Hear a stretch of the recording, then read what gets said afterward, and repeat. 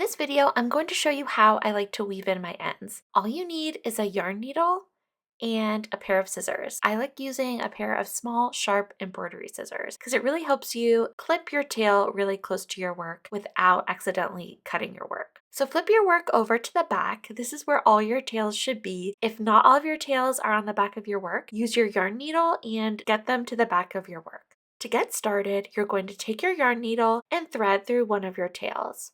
And what I like to do, I like to weave in my ends along a row of my work.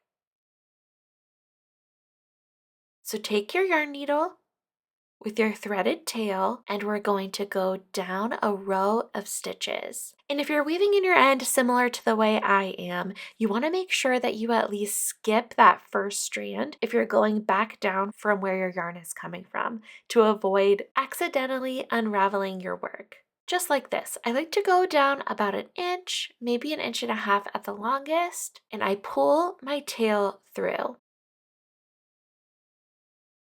And then I'm going to go back up in the opposite direction. But this time I'm going to be catching different strands. And as I go, I'm actually splitting my yarn. I really want to get this tail tangled in here. So I'm going along the same spot in the row, but just catching different strands.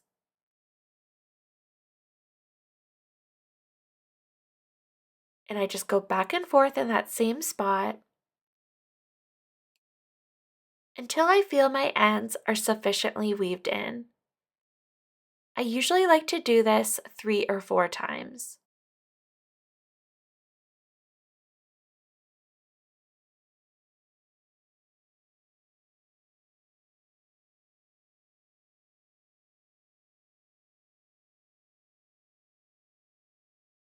This end, I'm really weaving it in there. This might be a little bit of overkill, but just to show you how I do it, I'm going to do a pass over a few extra times. And one thing to make note is as you're weaving in your ends, you don't want to pull your tail too tight.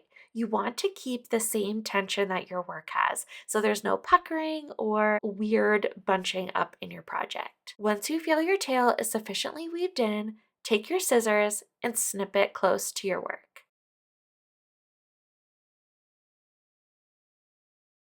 And that's all you do. For this next tail, I'm going to do the same exact thing, but I'm just going to go in the opposite direction.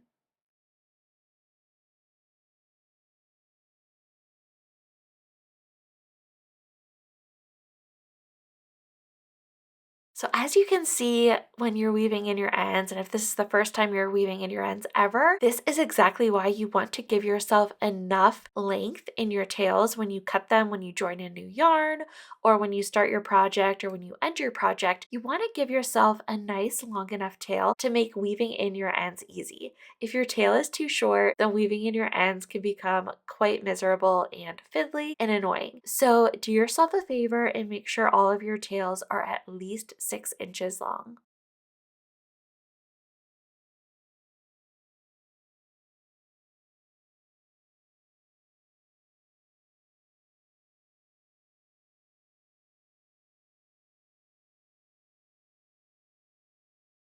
So for this one, I went back and forth about 3 times, and that's typically what I do for projects.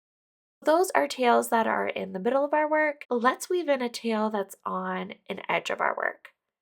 So what I like to do is I like to weave in my tail up to the row that I want to weave it back and forth to. So I'm just going to take my tail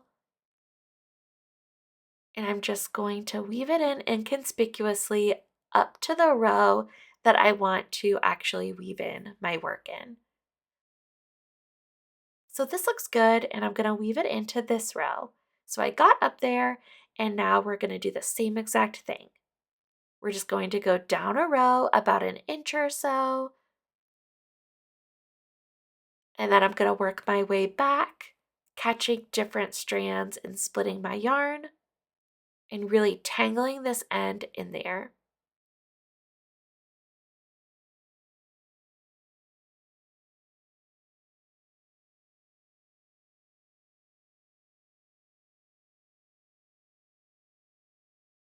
I think this looks good.